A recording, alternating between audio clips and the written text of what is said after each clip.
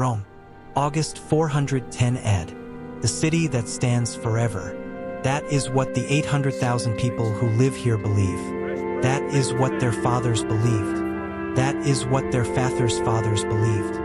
Rome stood while everything else crumbled. Steps changed hands, kingdoms disappeared, peoples dissolved into history. But Rome stood. Tonight it will fall. You know this. You are standing on the roof of an insula, a 6-story apartment building, one of thousands in Rome, looking west. There, beyond the Aurelian walls, fires are burning. Many fires. Too many for this to be simply an army on the march. This is an army that came to stay, or an army that came to take. Alaric's Visigoths, 150,000 warriors. They had already stood twice beneath the walls of Rome, left, taken ransom, returned, now for the 3rd time, and this time they will not leave without the city. The portal dropped you here 6 hours ago. 20 special operations soldiers directly onto the Forum Romanum, into the very heart of Rome, between the Temple of Vesta and the Arch of Septimius Severus. It was night, it was empty, and still someone saw you. By dawn, the rumors had spread across the entire Aventine. 20 warriors in strange clothes with thunder weapons appeared from nowhere. Rome knows how to absorb the strange. It has seen everything. Major Gordieve Calcine Rock, 51 years old, 30 years in service. One of those people who grow quieter with age. Not because they have nothing to say, but because they long ago understood that words are worth less than actions. At the Forum, he took stock in 2 minutes, found a local merchant who spoke a little Greek, and through him reached a city official who spoke Greek well. Within an hour, the group knew the location of every key object in the city. Captain Ximena Calcine Wind, 33 years old, the only woman in the group. Specialization, logistics, and evacuation. She had mapped the withdrawal routes before Rock had even finished reconnaissance. Sergeant Tarasov Calcine Bull, 28 years old, the largest man in the group. Good-natured until something else is needed. And 17 more soldiers, 20 people, against 150,000 Visigoths. The mission is not to stop the Visigoths. That is impossible and unnecessary. History must follow its own course. The mission is something else. In the vaults beneath the Palatine Hill, in a storage room guarded by the last loyal Praetorians, lies the Imperial Archive. Maps. Not simply maps, these are schematics of all 80,000 kilometers of Roman roads. Aqueducts, fortresses, trade routes, knowledge that was built over 500 years. If the Visigoths burn the archive, and they will because they do not know what it is and will not want to know, Europe will lose this knowledge for 800 years. Historians will later call it the Dark Ages. 800 years of darkness. Rock speaks briefly. Rock said, "Our mission is to get the archive across the Tiber before dawn. We have 9 hours. The gates will be opened from inside, that is already known, there are traitors. The Visigoths will enter through the Salarian gate at approximately midnight. We have 4 hours before that moment and 5 hours after. 9 hours to take the archive and leave. Ammunition, 4 magazines per weapon. No explosives. RPG 3 rounds. Sniper ammunition, 240 rounds for 2 snipers. Wind adds. Wind said, horses and carts are ready. Bought from a local merchant for gold we found in our vests. 3 carts. That should be enough for the archive if it is not larger than we were told." Bull nods in silence. He is already thinking about how to load. You go with the first group to the Palatine Hill. Rock leads personally. Rome at night is a different city. During the day there is noise, shouting, the smell of food and filth and flowers all at once. At night, silence with occasional torches. The stone paving underfoot is smooth. The Romans knew how to build roads, that is true. Along the way you see people. Many people. They are not sleeping. The city knows what is happening. It feels it. Families are sitting at the doors of their homes with bundles. Old people look at the walls with an expression you have seen before, in the Donbass in Syria. The expression of people who cannot believe this is happening here. That their city, their Rome, can fall. A woman on the steps of a temple holds a small child. She looks at you. Your uniform, your weapon, For her, it is no more frightening than the Visigoths beyond the walls. Nothing can be more frightening now. You walk on. You think about the child. The Palatine Hill. This is where the emperors lived. The very word palace comes from the name of this hill. Now the vault is guarded by 12 praetorians. The last ones. The rest have fled or changed into civilian clothes. These 12 stayed because they do not know any other way. Rock goes out to them alone, without weapons in his hands. He speaks through an interpreter. For a long time, almost 20 minutes. You stand in the shadows and wait. Then Rock returns. Rock said, "They will let us in. But one of them, Centurion Marcus, wants to come with us. As far as the Tiber. He says he will die here or die there, the difference is not great. But there at least there will be meaning." You look at the centurion, about 40 years old. A broad face, a scar across his left cheek. He holds his spear as if it were part of his hand. He looks at you calmly. Rock said, "We take him." The vault. A basement beneath the main palace. Torches, stone walls, the smell of old paper and something acidic. Scrolls. Thousands of scrolls on wooden shelves along every wall. And among them, maps. Large sheets of parchment, carefully rolled and tied with red cord. Wind is already here. She arrived by a different route with 4 soldiers. She looks at the shelves. She counts. Wind said, "More than we thought. 3 carts will not be enough.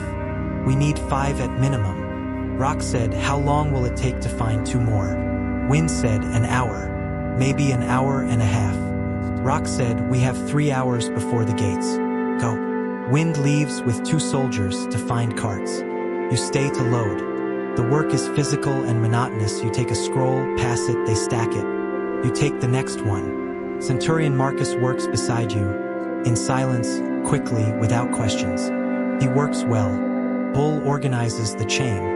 From the basement up the stairs, through the courtyard, to the carts at the hill gate. 20 people plus 12 praetorians, 32 pairs of hands. The work proceeds. Then a sound comes from the north. First just noise, then shouts, then a horn. A low, guttural wail you have never heard in person before but instantly understand for what it is. The Visigoths entered early. Not at midnight, it is only 9 in the evening now. The gates were opened earlier than expected. Over the radio, Rock said, "Everyone speed up. We are changing the plan. We leave through the Aventine to the river. Fast. You keep loading. Your hands move faster." Bull shouts something to his people on the stairs. They understand. They accelerate. From the north, fire. The first houses are burning where the Visigoths entered. Rome is illuminated by reddish light. You see it from the hill, how the fire moves through the city, street by street. Slow and inevitable. Centurion Marcus stops beside you for a second. He looks at the fire. Then he says something in Latin quietly. The interpreter is not nearby, you do not understand the words. But you understand the tone. This is not fear. This is a farewell. Then he returns to work. Over the radio, Wind said, "Found 3 more carts. On my way to the hill. 20 minutes. Rock said, "Good. That is what we have. 20 minutes. You load. Scroll pass next." Your hands begin to ache. Parchment is heavier than it looks, especially the large map sheets. But you cannot stop. The first Visigoths appear on the adjacent street 15 minutes later. A small detachment, 20 or 30 people, looting shops, taking everything they find. They see the hill, they see people at the gate. They start climbing. Rock over the radio said, "Dorokov, Semyonov, hold them. Without too much noise if possible." 2 soldiers go down the slope to meet them. A minute later you hear the sound of a brief skirmish. Then silence. Dorokov over the radio said, "Clear." But more are coming behind them, a large detachment, about 100. 5 minutes maximum. Rock said, "Loading, how much is left?" Bull said, "About 30% still in the basement." Rock said, "We load the most important things.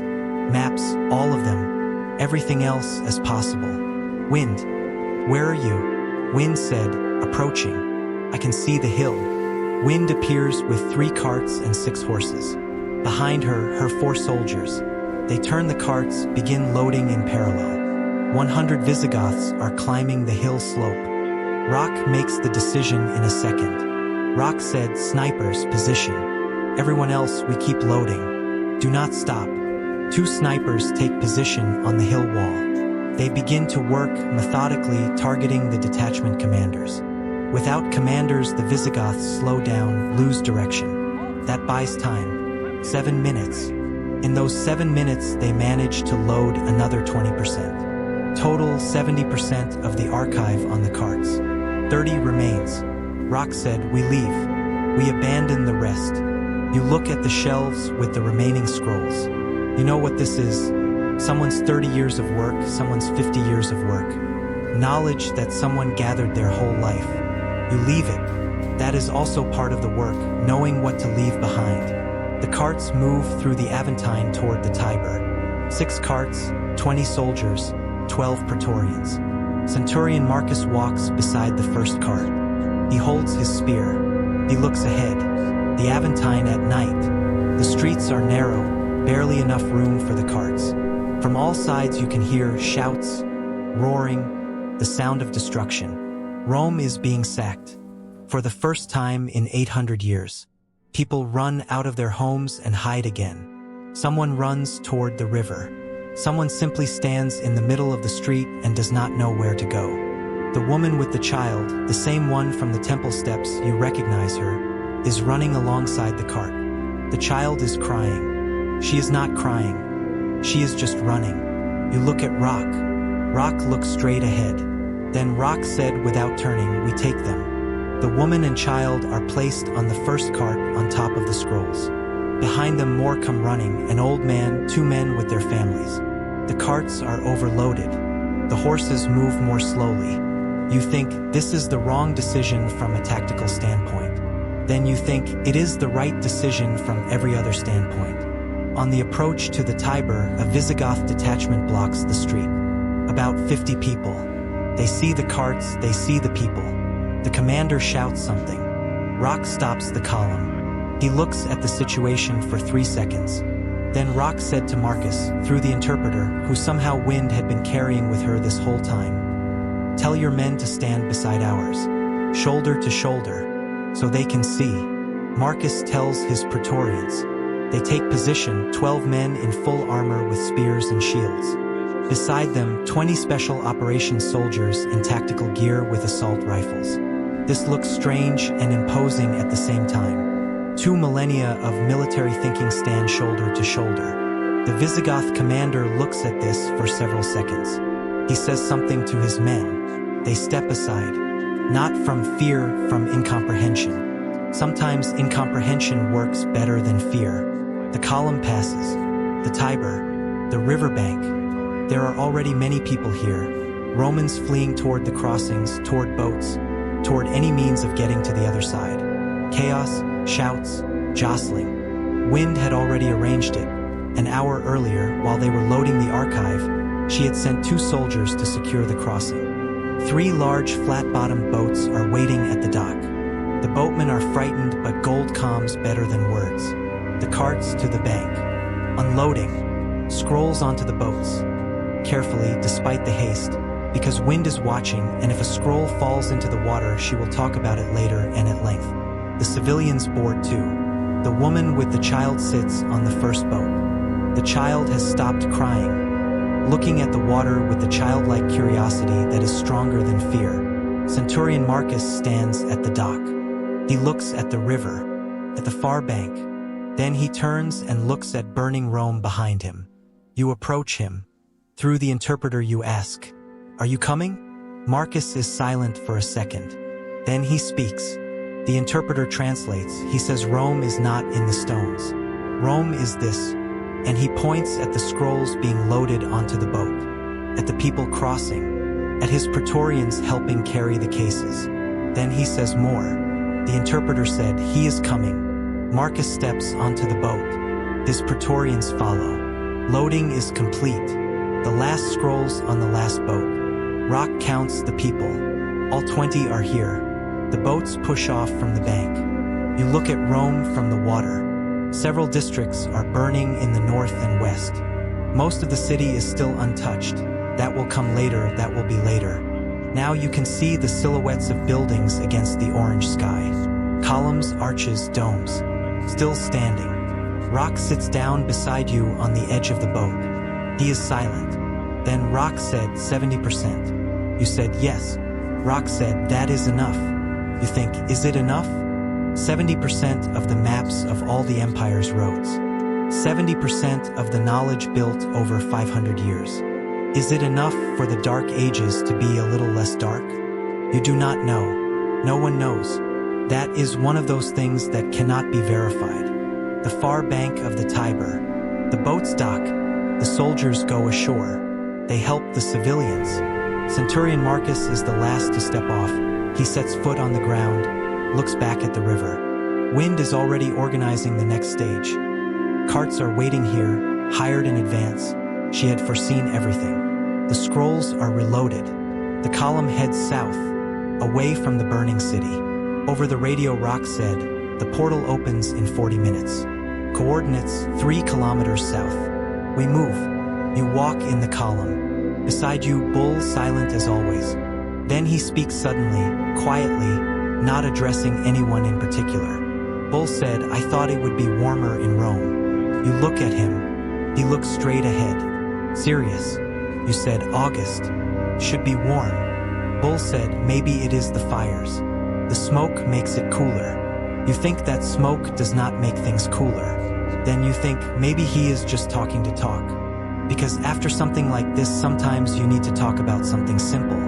About the weather. About whether it is warm or cold. 3 kilometers later, a field. Quiet. Dark. The fires of Rome visible in the distance. The portal opens exactly 40 minutes later. Blue light in the night air, warm and familiar. Rock looks at it. Then at the scrolls loaded on the carts. Rock said, Wind, you stay with the archive.